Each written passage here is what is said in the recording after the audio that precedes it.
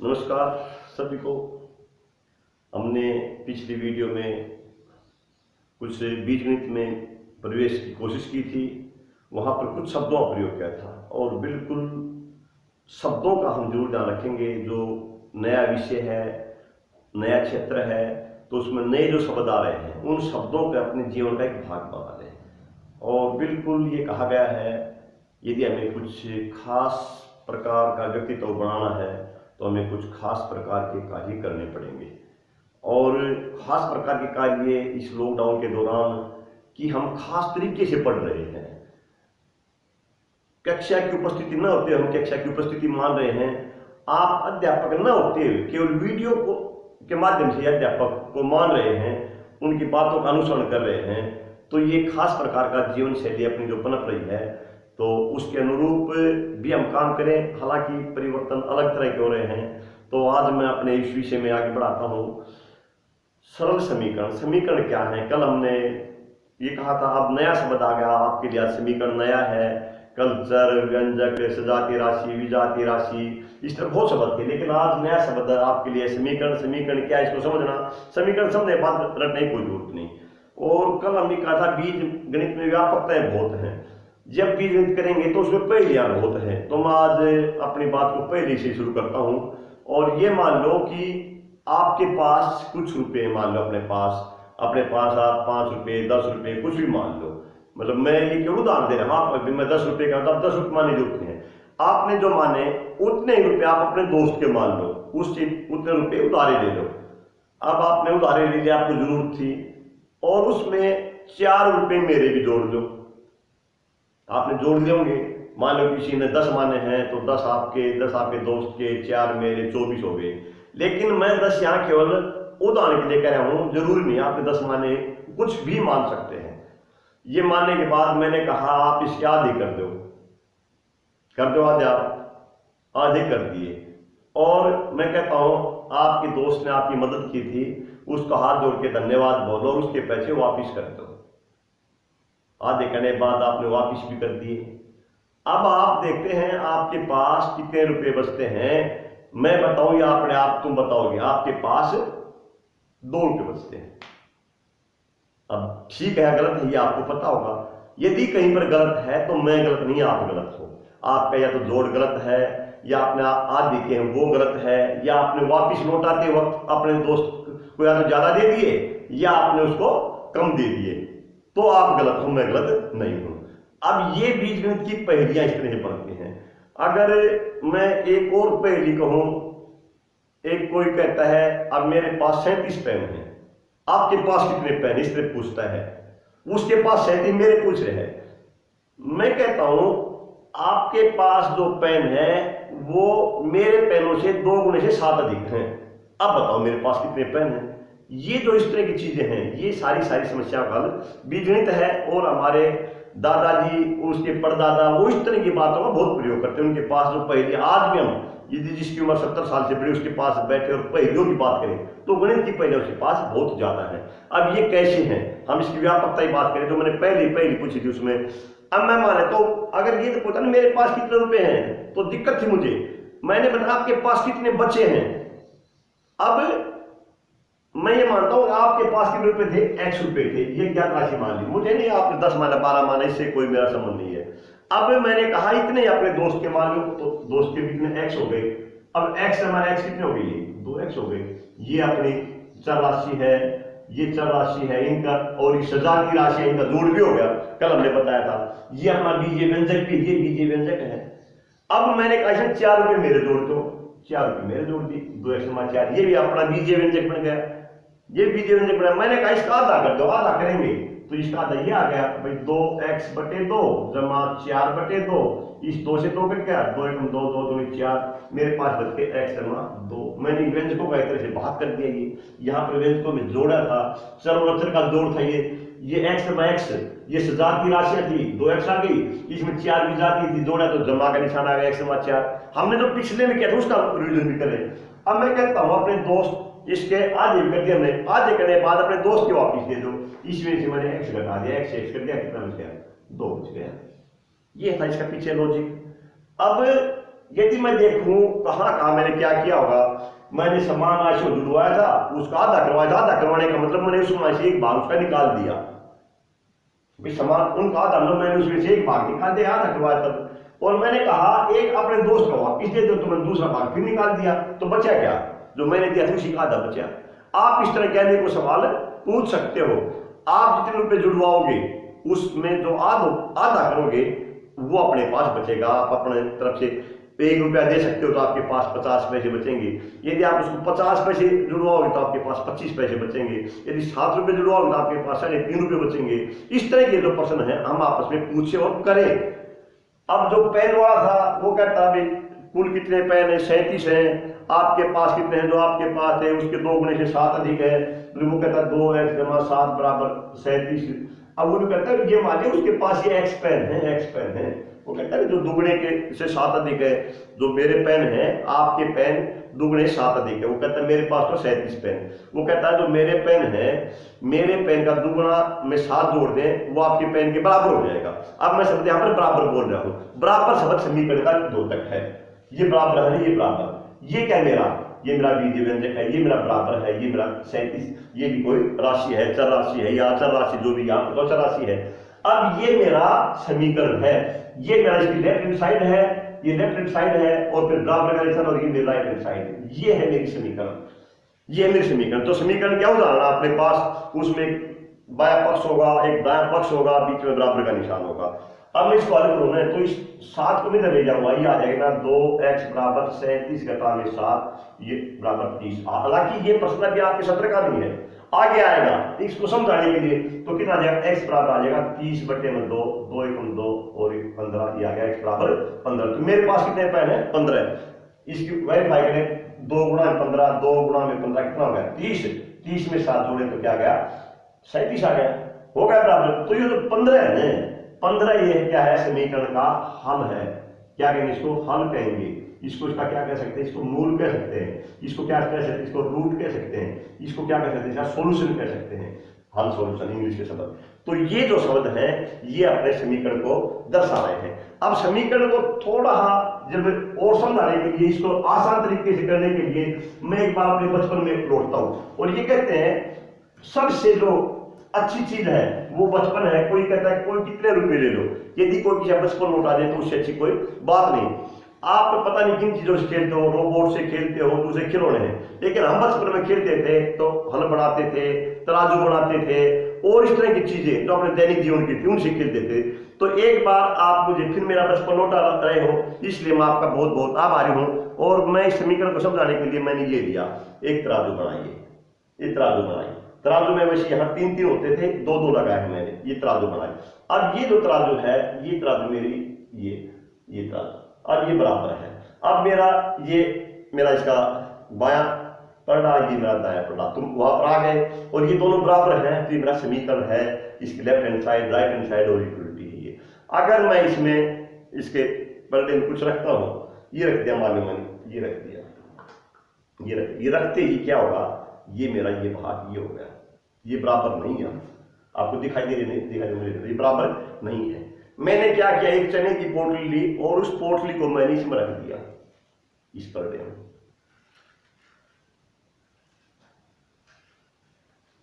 ये इस पर्दे में रख दिया हमने चने की पोटली, ये मेरे अब बराबर नहीं हुए, कुछ फर्क रह गया। तो मैंने क्या किया, इसको बराबर करने के लिए इसमें और चने डाल दिए, इसमें और चने डाल दिए, ये चने डाल दी मैंने,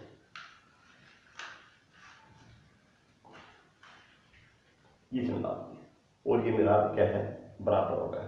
अब मैं इसमें से कुछ चने डाल दूं, या मैं इसमें इधर कुछ रख दूं, इधर ये रख दिया मैंने, इसको मैं मान अपना 3 किलो का बात। यहाँ 20 मिनट में कल्पना जा रहा है, मैं वो बैटरी का सेल था या रेडियो घड़ी का सेल था, ये अपनी डाइस है लूडो खेलने के लिए, मैं इसको माना 3 किलो का बात, मैंने ये यहाँ डाल दिया। अब डालते ही मेरा फिर हो गया, ये नीचे झुक गया। अब इसको बराबर करने के लिए मैंने क्या किया, मैंने इसमें ये चने डाल दिए, ये थोड़े और डालेंगे तो एक ये डाल दी, ये डाल दी, ये बराबर हो गए। तो इसका मतलब क्या, इसमें कुछ जितना इसमें डाला जा रहा है उसमें इतना डाला जा रहा है। हम इसमें से अलग करते हैं, कुछ निकाल देंगे, जैसे इसमें से मैं ये निकाल दूंगा, निकालते ही क्या हो जाएगा, ये फिर मेरा समीकरण बन जाएगा। तो ये थोड़ी सी कोशिश की है समीकरण को समझाने की। अब इसमें हम क्या करें, यदि इसका मैं रिप्रेजेंटेशन करूं, बोर्ड पर करूं, तो मेरे बोर्ड पर क्या है, मेरा बोर्ड पर ये तुला है, मेरी ये तुला है, ये तुला है। इस तुला में यहां कुछ नहीं है, ये मेरा इसका, जिसको मैं बाएं पर लाकर उसको लेफ्ट हैंड साइड कह दूं, इसको मैं राइट हैंड साइड कह दूं, राइट हैंड साइड, और यहां पर मेरी क्या है, इक्वलिटी है। तो ये मेरा समीकरण है। जब मैंने इसमें कुछ रखा, मैंने इसमें रखा 5 किलोग्राम का बाट, यहाँ पर 5 किलोग्राम, ये 5 किलोग्राम रखते मेरी पोजीशन क्या आ गई थी, मेरी पोजीशन ये आ गई थी, ये नीचे चला गया था और ये भाग मेरा ऊपर चला गया था। ये अब ये जो है इधर झुका है, ये इधर झुका है, तो मेरा ये क्या बन जाएगा, मेरी जो लेफ्ट हैंड साइड है और राइट हैंड साइड में ये आ जाएगा, और इसको मैं कहूंगा असमीकरण। मेरे जो शब्द निकल के आए, ध्यान रखना, समीकरण, समीकरण और असमीकरण, असमीकरण, यानी जब इक्विलिटी नहीं है, वहां समानता नहीं है, तो मेरा क्या बन जाएगा, वो असमीकरण बन जाएगा। जब मैंने इसमें चने की पोटली रखूंगा, इसमें चने की पोटली रखूंगा तो क्या होगा, मेरे फिर मेरी पोजीशन ये आ जाएगी, मैंने ये मानो चने की पोटली इसमें रखी, यहाँ पर ये चने की पोटली रख दी, पोटली रखते ही मेरी ये पोजीशन फिर आ जाएगी, ये आ जाएगी, ये फिर मेरा समीकरण बन जाएगा।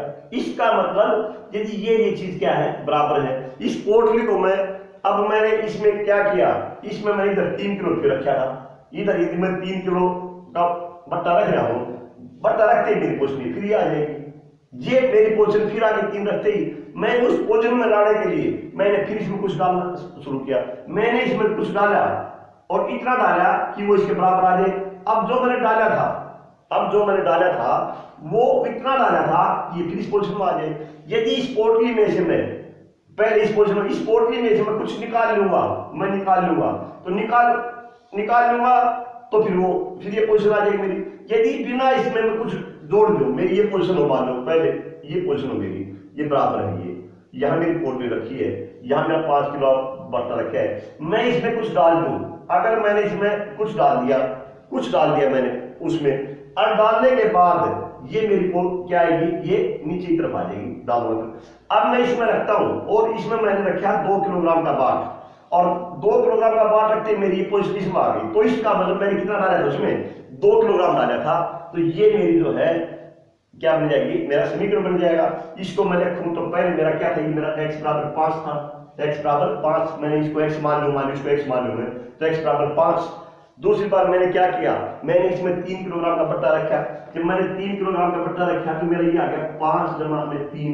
अब मेरा ये समीकरण नहीं रहा था, मेरा समीकरण नहीं रहा था। मैंने समीकरण बनाने के लिए क्या किया, मैंने इधर क्या किया, 3 जोड़ दिया, ये मेरा आ गया, ये कितना है मेरा, ये आ गया मेरा x जमा 3 बराबर 5 जमा 3। यदि जितना हमने इधर जोड़ा है, राइट हैंड साइड में जोड़ा है, उतना ही हम इधर जोड़ देंगे तो मेरा समीकरण का समीकरण बच जाएगा। मैंने यहां पर क्या किया था, इसमें जोड़ दिया था, तो इसमें मैंने जोड़ दिया x जमा 2, x जमा कुछ जोड़ा था, 2 किलोग्राम जोड़ दिया, तो अब मेरा ये फिर समीकरण में मेरा ये इधर आ जाएगा, इधर ही 5 था। अब मैंने इसको समीकरण बनाने के लिए फिर क्या किया, अगर समीकरण बनाना है तो मैं इधर 2 रख दूंगा, तो ये मेरा क्या जाएगा, समीकरण बन जाएगा। तो इस तरह से समीकरण को समझाने की कोशिश की है। आप भी इस तरह की बनाएंगे और बना के देखेंगे, हालांकि आसान सी चीज है तुला बनाना, लेकिन ये क्या है, खेल खेल में सीखना है। जितना खेल करेंगे, तुला बनाएंगे या और कुछ चीज बनाए देखेंगे, पहले बनाएंगे तो मन में कल्पनाएं चलेंगी और कल्पनाओं से ही ज्यादा सीखा जाता है। अब यदि मैं कह दूं मेरे पास ये है, जैसे वहां x जमा था, मैंने यहाँ m ले रहा हूं, मैं ले रहा हूं x जमा 4 बराबर 10 है। अब ये जो x है, ये कहता है x में 4 में 10 प्राप्त होता है, तो x का मतलब क्या है, x का मतलब है 6 जमा 4 बराबर 10, 6 जमा 4 बराबर 10, इसमें बराबर है, ये भी समीकरण है, ये भी समीकरण है, ये मेरा अंकगणित का समीकरण है, अंकगणित का, इसमें से भी अंक है, ये मेरा बीजगणित का समीकरण है। अब इन समीकरणों में अंकगणित की और बीजगणित के समीकरण में हम बात करें बीजगणित की और अंकगणित के समीकरण में अंतर क्या है। अंकगणित के समीकरण में सारी संख्याएं हैं, अंक हैं, और बीजगणित के समीकरण में क्या होगा, उसमें कुछ एक तरफ व्यंजक होगा, दूसरी तरफ कोई राशि होगी, दूसरी तरफ भी व्यंजक हो सकता है, लेकिन वहां पर क्या आएगी, एक लेफ्ट हैंड साइड आएगी और एक आएगी राइट हैंड साइड। और उसके बीच में ये मिलेगा, और दोनों तरफ बीजीय व्यंजक हो सकते हैं, या एक तरफ एक बीजीय व्यंजक का होना जरूरी है, दूसरी तरफ कोई अचर राशि भी हो सकती है, चर भी हो सकती है। तो उसमें एक तो शर्त लेफ्ट हैंड साइड और राइट साइड और एक बराबर का निशान हो, और उसमें एक बीजीय व्यंजक होना जरूरी है, कम से कम एक बीजीय व्यंजक हो, कम से कम एक बीजीय व्यंजक हो, एक बीजीय व्यंजक भी हो, बीजीय व्यंजक हो। अब दूसरा है इधर वाला, मैं अगर लिखता हूं ये 4x 4 10, ये मेरा समीकरण है। मैं लिखता हूं x 6 2x 7, ये मेरा समीकरण है, क्योंकि ये भी बीजीय व्यंजक ये भी है। मैं लिखता हूं x 6 0, ये मेरा समीकरण है, ये मेरा बीजीय व्यंजक है, 0 कांस्टेंट है। मतलब एक बीजीय व्यंजक होना जरूरी है, दूसरा बीजीय व्यंजक हो भी सकता है और नहीं भी हो सकता। अब मेरा किस तरह का समीकरण है, मेरे मन में दो बातें, समीकरण और असमीकरण। किस तरह का समीकरण है ये, इसमें मेरे कितने चर हैं, कितने चर हैं, एक, तो ये मेरा एक चर का समीकरण है। इसका मतलब समीकरण कई चर के भी हो सकते हैं, आपके मन में आना चाहिए। मैं कहता हूं एक चर का है, तो इसका मतलब समीकरण कई चर के भी हो सकते हैं। मैं ये लिख दूं x y 7, तो ये मेरा जो समीकरण है ये दो चर का है। तो आप दो चर के, तीन चर के, चार चर के समीकरण लिख सकते हो, तो ये मेरा वो है। अगर मैं कहता हूं x 6 0, अब x के स्थान पर क्या रखूं, मैं इसका अंकगणितीय समीकरण कैसे बनाऊं कि हल हो जाए। हल का मतलब उसको अंकगणितीय रूप में कैसे बदले हम, ये इसका हल है। अब मैं इसके स्थान पर रख दूं -6 6 0, तो जो ये -6 है, ये -6 मेरा इस समीकरण का हल है। अगर मैं लिखता हूं जैसे इसमें लिखा था, मैं लिख दूं m/2 = 10, m/2 = 10, या m/2 = 5 लिख दूं, आसान है एक बात, m/2 = 5। तो इस m के स्थान पर क्या लिखूं कि मैं उसको 2 से भागूं और 5 आ जाए, क्या होता है मेरा 10, 10/2, 10/2, 2 1 2 2 10 5। तो m के स्थान पर क्या है मेरा, m बराबर आ गया 10। तो जो ये 10 है, ये मेरे इस समीकरण का क्या है, ये हल है, ये इस समीकरण का मूल है, ये इस समीकरण का सॉल्यूशन है, ये इस समीकरण का रूट है। मतलब ये जो चीजें हैं, ये नई चीज आ गई, समीकरण है, समीकरण, हल, मूल, सॉल्यूशन और रूट। और कैसे निकालेंगे, तो ये इसको मैं आज प्रश्नावली 7वीं में ले जा चाहता हूं, जो 7वीं की 4.1 है, उसमें पहले तालिका दे रखे किस तरह से, भाई x 3 = 0, यहां उसका हल लिख दिया, हल x = 3, यहां लिख दिया हाँ या नहीं। जो बीच वाली लाइन है उसमें तालिका में, आप उसको उत्तर माने, ये आपको उत्तर है। अब ये देखें भी x की जगह मैं 3 रख दिया, हाँ, तो 3 में 3 जोड़ेंगे तो क्या 0 आएगी, 0 नहीं आएगी, तो ये इसका ये हल नहीं है, ये इसका हल नहीं है। अगर ये लिखता है x घटा 7 = 1, और यहाँ लिख दिया x = 7, और एक बार लिख दिया x घटा 7 = 1, यहाँ लिख दिया x = 8, ये इसका हल है, नहीं है। अब मैं 7 के स्थान, x के स्थान पर 7 देखो, 7 घटा 7 बराबर क्या आएगा, 7 पे 7 दे 0, तो ये इसका हल नहीं है। ये 8 घटा 7 बराबर क्या हो जाएगा, 8 में 7 जाएगा, 1 आएगा, तो इसका हल है ये, हाँ। m/2 = 4, और n कितना लिखता है, ये n = 10 लिखता है, तो हाँ नहीं, 10/2 2 × 10, ये 4 नहीं आया, तो इसका उत्तर क्या आएगा, नहीं आएगा। तो इस तरह के सवाल हैं और ये हमने करने हैं। एक कुछ इसमें ये पहला सवाल है। दूसरा सवाल इस तरह से है, भाई m घटा 7 = 2 आ गया, ये मान लीजिए दे रखा है। सवाल हम अपने आप करेंगे गणित में से और भी बनाएंगे। अब मैं यहाँ पर क्या लिखूं कि मेरा 2 बचे, क्या लिखूं भाई, किस में से 7 घटाऊंगी, 2 बचे 9, तो मेरा उत्तर क्या आ जाएगा, m = 9। इस तरह के सवाल हैं, तो हम कोशिश करेंगे इस प्रश्नावली से जुड़ने की, और आज प्रश्नावली में पहली बार कोशिश की है। कितना सफल रहा, कितना असफल रहा, ये आप बताएंगे। धन्यवाद।